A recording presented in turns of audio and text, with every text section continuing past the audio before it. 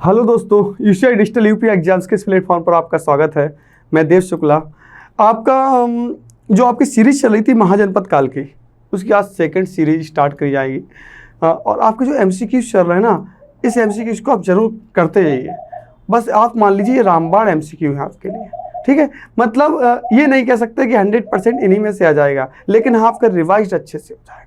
Revise आपका बहुत अच्छे से आपका पेपर जब देने जाएंगे, हो सकता है इन्हीं के जो हम ऑप्शंस बताते हैं ना, इन्हीं में से आपका कोई क्वेश्चन भी मिल जाए, ठीक है। इसलिए आपको ये सीरीज चला रहे। कोई क्वेश्चन तो छोड़ो, आपको बहुत सारे क्वेश्चंस मिल सकते हैं इसमें से, अगर आप इस सीरीज को कंटिन्यू देखेंगे। अब ये नहीं आपने आज पहला वीडियो देख लिया, उसको सेकंड छोड़ दिया। इसके सारे क्वेश्चंस जितने हैं, सारे क्वेश्चंस आपको देखने पड़ेंगे, ठीक है। तो इसी उसमें चल रहा है, जैसे आपका ये पैड क्लासिक का जो शेड्यूल चल रहा है हमारे यहाँ, इसमें विनय सर 7 बजे पढ़ा रहे हैं मॉर्निंग। इसके बाद 9 बजे आपका चित्रांशी मैम के द्वारा क्लासेस ली जा रही हैं। 11 बजे आपकी modern history by Ashish sir. इसके बाद ज्योग्राफी हमारे द्वारा चलाई जा रही है देव सर के द्वारा, मतलब कि, ठीक है। एरिथमेटिक प्लस रीजनिंग महिमा मैम के द्वारा चलाई जा रही है। इसके बाद एंशिएंट हिस्ट्री देव सर, मतलब मेरे द्वारा क्लासेस ली जा रही है। और जीए जो है ये आपकी चित्रांशी मैम पढ़ा रही हैं। एंड डीआई का विशेष रोल इसमें डीआई का है बेटा। डीआई की क्लास आप जरूर लेते रहिए। ये अखिल सर के द्वारा डीआई की क्लास अखिल सर के द्वारा ली जा रही है। सर 20 क्वेश्चन आने हैं, 20 क्वेश्चन। और ये आपका मान लेना 50 क्वेश्चन तो जीएस के हो गए ना, इसके आगे 20 क्वेश्चन ये आपको प्लस पॉइंट में और ले जाएंगे। इसलिए आपको डीआई जरूर पढ़नी चाहिए, ठीक है। डीआई के बाद इसका जो क्लासेस चल रही है, इसके बाद आपकी, अगर आप मेरे आप यूसीआई डिजिटल के प्लेटफॉर्म पर, सोशल मीडिया प्लेटफॉर्म पर जुड़ना चाहते हैं, तो आपको टेलीग्राम में आप फॉलो कर सकते हैं, एंड इंस्टाग्राम पर भी फॉलो कर सकते हैं, और आप फेसबुक पर भी फॉलो कर सकते हैं। इन तीनों पर फॉलो करने के लिए आपको डिस्क्रिप्शन में आपको लिंक मिल जाएगी, उसके अकॉर्डिंग आप इसको फॉलो कर सकते हैं, ठीक है।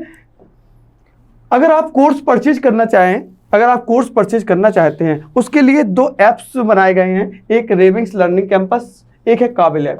इनके लिए आपको मॉक टेस्ट सीरीज वगैरह और जो आपको रिकॉर्डेड वीडियोज वगैरह होंगे वो आपको मिल जाएंगे, ठीक है। किसके द्वारा? इसमें आप 2 प्ले स्टोर के द्वारा आप 2 ऐप्स डाउनलोड कर सकते हैं, एक रेविंग्स, एक है काबिल, ठीक है। नेक्स्ट है आपका, हाँ, आपका ओनली 199 में आपका पूरी ल्यूसेंट जो है इसका रिवीजन कराया जा रहा है। ल्यूसेंट का ये हिंदी में मिल जाएगी, आपके पूरे सारे रिकॉर्डेड वीडियोज आपको कंप्लीट दे दिए जाएंगे। और इसका पैकेज है 6 मंथ का पैकेज रहेगा, पूरा सब्सक्रिप्शन 6 मंथ का रहेगा। इसके बाद इसमें कॉन्सेप्ट क्लियर करवाए जाएंगे, एक्सरसाइज कराई जाएगी और डाउट आपके क्लियर करवाए जाएंगे, ठीक है। डाउट भी क्लियर हो जाएंगे। और 6 मंथ का सब्सक्रिप्शन रहेगा। किसमें? ये आपका ल्यूसेंट का हिंदी में, ओनली 199 में, ठीक है। तो आप इसको जरूर परचेज करें। इसके बाद एनडीए का जो कोर्स चल रहा है, एनडीए का जो कोर्स चल रहा है 6 मंथ का, ये मात्र 3000 रुपये में, मात्र 3000 रुपये में चल रहा है, 3000 रुपये में चल रहा है। और ये 6 मंथ का पैकेज है, 6 मंथ का पैकेज है। इसमें भी आपके कॉन्सेप्ट्स क्लियर होंगे, एक्सरसाइज होंगी, डाउट क्लियरिंग होंगे, और 6 घंटे का समथिंग आपको 600 के टोटल वीडियो मिलेंगे। 600 आवर्स की वीडियो, आपके रिकॉर्डेड वीडियो आपको कंप्लीट दे दिए जाएंगे, ठीक है। इससे आप परचेज कर सकते हैं, किससे? काबिल ऐप और रेविंग्स ऐप्स के अकॉर्डिंग। नेक्स्ट आपका, अगर 1 ईयर्स का पैकेज लेना चाहें, 1 ईयर्स का एनडीए का कोर्स लेना चाहेंगे, तो इसमें आपका 6 मंथ का 1 ईयर्स के लिए है, इसमें 5000 रुपये इसमें आपको देने होंगे। और इसमें आपके सारे कॉन्सेप्ट्स भी क्लियर किए जाएंगे, एक्सरसाइज होगी, डाउट क्लियरिंग होगा, और 600 आवर्स आपके रिकॉर्डेड वीडियो भी होंगे। लेकिन आपका ये वैलिड 1 ईयर्स के लिए रहेगा। कितने ईयर्स के लिए रहेगा? ये 1 ईयर्स के लिए आपका वैलिड रहेगा। अच्छा, अगर आप YouTube चैनल पर जुड़ना चाहेंगे, तो आप YouTube चैनल पर यूसीआई डिजिटल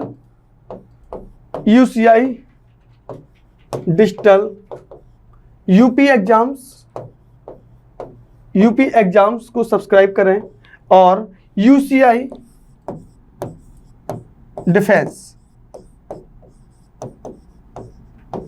डिफेंस को आप फॉलो कर सकते हैं, सब्सक्राइब कर सकते हैं YouTube पर, ठीक है बेटा। तो महाजनपद काल की जो मेरी सीरीज चल रही थी, उसमें सेकंड सीरीज है।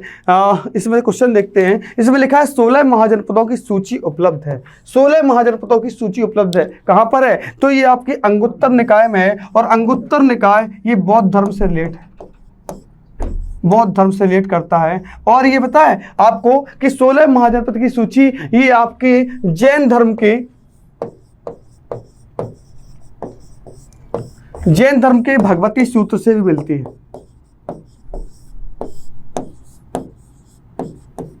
जैन धर्म के भगवती सूत्र से भी मिलती है। ठीक है, नेक्स्ट क्वेश्चन, 16 महाजनपदों की सूची उपलब्ध है, बताई दिया। छांदोग्य किसमें थी ये?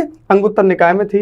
नेक्स्ट क्वेश्चन है, निम्नलिखित में से मगध का कौन सा राजा सिकंदर महान का समकालीन था? तो सिकंदर का जो आक्रमण हुआ था घनानंद के समय हुआ था। किसके समय हुआ था? घनानंद के समय हुआ था। और नंद वंश का ये अंतिम राजा है, नंद वंश का अंतिम राजा है। और नंद वंश का संस्थापक है कौन? महानंद, महापद्म नंद। और चंद्रगुप्त मौर्य वंश का शासक था चंद्रगुप्त मौर्य।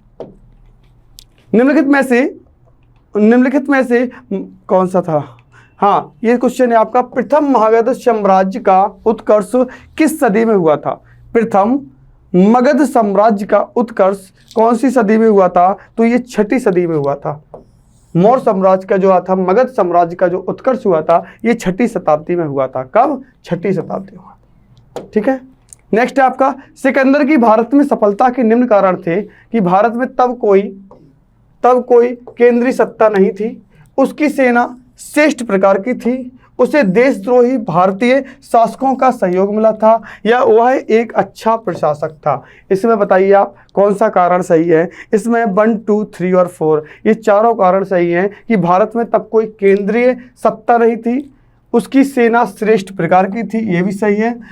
उसे देशद्रोही भारतीय शासकों का सहयोग मिला था। देशद्रोही जैसे हमने आपको बताया था, आम्भी था, आम्भी इसका ही मिल गया था सबसे पहले स्टार्ट में, जब तक्षशिला में एंट्री करता है और इससे उसका युद्ध होता है, यही उसका गुलाम बन जाता है और इसका ही उसे ये आपका किसका मिल जाता है? इसका सहयोग मिल जाता है इसको। उसके बाद वह एक अच्छा प्रशासक था, ये तो बात है ही। देखो, जब कोई अच्छा प्रशासक होगा तभी आपको दूसरे देश में वो युद्ध करने के लिए जाएगा। तो इसका आंसर हो जाएगा 1, 2, 3 एवं 4। सूची फर्स्ट को सूची सेकंड से सुमेलित कीजिए। इसमें लिखा है प्रद्योत, ये कहाँ के राजा थे? उदयन, प्रसेनजित और अजातशत्रु। देखिए ये कहाँ के शासक थे? तो प्रद्योत तो आपके अवंती के शासक थे। देखो ए का 3 है, ए का 3 है, ए नंबर, एक मिनट, ए का 3 हो जाएगा एंड बी का 2 हो जाएगा। उदयन थे आपके वत्स, बी का 2 हो जाएगा एंड सी का आपका 4 हो जाएगा। सी में प्रसेनजित है ना, ये कहाँ के थे? कौशल के। सी के बाद आपका डी का 1 हो जाएगा प्रद्योत, सी का 4, डी का 1। ठीक है, तो आप इसका आंसर हो जाएगा, आंसर ए का 3, बी का 2, सी का 4, डी का 1। ये आंसर आपको इसमें दिख रहा है ये। ठीक है, नेक्स्ट क्वेश्चन, अवलेखीय साक्ष्य से प्रकट होता है कि नंद राजा के आदेश से एक नहर खोदी गई थी। अवलेखीय साक्ष्य से प्रकट होता है कि नंद राजा के आदेश से एक नहर खोदी गई थी। किस नंद के राजा जो थे उनके से एक नहर खोदी गई थी, उनका नाम था कलिंग। कलिंग में एक नहर खोदी गई थी। हाँ, ठीक है। नेक्स्ट, पहला ईरानी शासक जिसने भारत के कुछ भाग को अपने अधीन किया था। पहला ईरानी शासक था जिसने भारत के कुछ भाग को अपने अधीन किया था, उसका नाम था डेरियस। कौन था? डेरियस प्रथम। डेरियस प्रथम ने भारत के कुछ भाग को अपने अधीन कर लिया था। नेक्स्ट क्वेश्चन, मगध के राजा अजातशत्रु का किस गणराज्य के साथ युद्ध रहा? मगध के राजा अजातशत्रु का किस गणराज्य के साथ युद्ध रहा था? ये रहा था आपका बज्जी वैशाली। नेक्स्ट, बज्जी संघ के विरुद्ध मगध राज्य के किस शासक ने प्रथम बार रथ मूसल, एक ऐसा रथ जिसमें गदा जैसा हथियार जुड़ा था, इसे रथ मूसल कहते थे, तथा महाशिलाकंटक पत्थर फेंकने वाला एक युद्ध यंत्र होता था जिससे पत्थर फेंका जाता था, जिसे महाशिलाकंटक बोलते थे, नामक गुप्त हथियारों का प्रयोग किया गया था। किसके? अजातशत्रु। आंसर हो जाएगा इसका क्या? अजातशत्रु। नेक्स्ट है, नंद वंश का अंतिम सम्राट कौन था? घनानंद। संस्थापक था आपका महापद्म, ये संस्थापक था,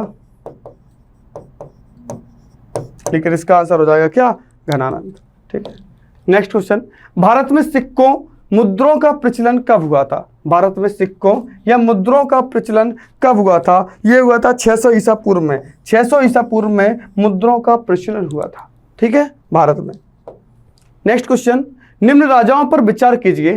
पहला अजातशत्रु, बिंदुसार, प्रसेनजित, या इनमें से कौन कौन बुद्ध के समकालीन थे?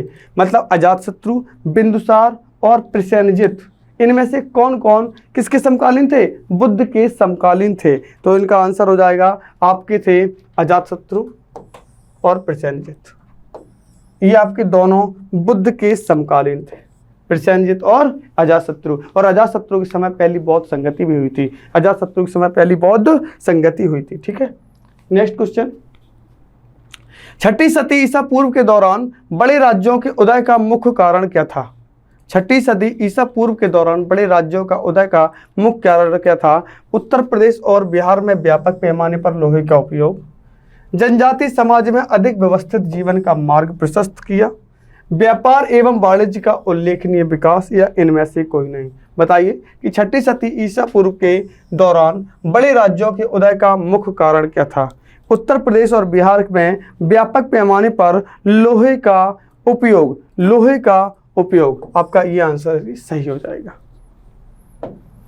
नेक्स्ट क्वेश्चन, मगध सम्राट बिंबिसार ने अपने राजवैद्य जीवक को किस राज्य के राजा की चिकित्सा के लिए भेजा था? तो अवंती के राजा प्रद्योत, अवंती के राजा प्रद्योत जब पांडु रोग से पीड़ित हो गए थे।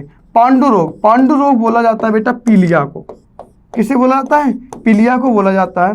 जब ये पीड़ित हो गए थे तो इन्होंने जो बिंबिसार के राजवैद्य था जिसका नाम था, बिंबिसार का राजवैद्य था जिसका नाम था जीवक को भेजा था इसके पास, अवंती के राजा प्रद्योत के पास। और इन्होंने महात्मा बुद्ध का भी उपचार करवाया था। किससे? अपने राजवैद्य जीवक से। नेक्स्ट क्वेश्चन, किस शासक ने अवंती को जीतकर मगध का हिस्सा बना लिया था? ये बनाया था शिशुनाग ने। शिशुनाग ने अवंती को जीतकर मगध का हिस्सा बना लिया था, ठीक है। नेक्स्ट क्वेश्चन, किस मगध सम्राट ने अंग को विलय अपने राज्य में कर लिया था? अंग का विलय कर लिया था किसने? ये कर लिया था बिंबिसार ने अंग का विलय मगध में कर लिया था। और अंग के राजा थे उस समय ब्रह्मदत्त। अंग के राजा उस समय पे थे ब्रह्मदत्त थे। और इन्होंने अंग की राजधानी हुआ करती थी चंपा। अंग की राजधानी चंपा हुआ करती थी। और अंग राज्य को किसने मिला लिया था? आपका मगध में मिला लिया था। किसने? बिंबिसार ने। नेक्स्ट, शिशुनाग ने किस राज्य का विलय मगध साम्राज्य में नहीं किया? शिशुनाग ने किस राज्य का विलय मगध साम्राज्य में नहीं किया था? काशी का आपका जो है मगध साम्राज्य में विलय नहीं हुआ था। और काशी की राजधानी थी वाराणसी। सूरसेन मथुरा को बोला जाता था। सूरसेन मथुरा, गांधार तक्षशिला बताई थी, कंबोज हाटक, ठीक है, मत्स्य विराटनगर, ठीक है, बहुत सारे थे, 16 महाजनपद थे।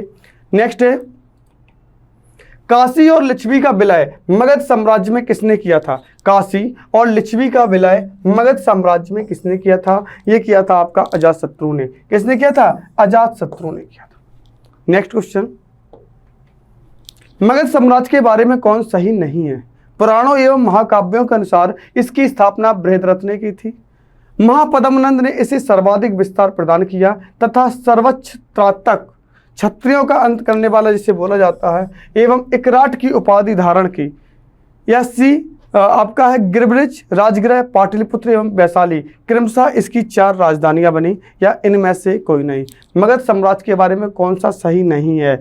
इनमें से कोई नहीं, इनमें से कोई भी सही नहीं है। नेक्स्ट, सिकंदर के आक्रमण के समय उत्तर भारत पर निम्नलिखित राजवंशों में किस एक का शासन था? सिकंदर के आक्रमण के समय उत्तर भारत में था नंद वंश का। और राजा कौन था उस समय? घनानंद था। उस समय राजा कौन था? घनानंद था, ठीक है। ये आपकी 20 क्वेश्चन की सीरीज कंप्लीट हो गई है बेटा। और ये आपका एक लास्ट वीडियो और आएगा आपका महाजनपद काल का। इससे रिलेटेड आपका मगध राज्य का उत्कर्ष भी आपको बीच में क्वेश्चन कंप्लीट होते जा रहे हैं। सिकंदर के भी क्वेश्चन आपको कंप्लीट करा दिए गए हैं, ठीक है। आज के लिए इतना ही, बाकी नेक्स्ट क्लास पर। धन्यवाद।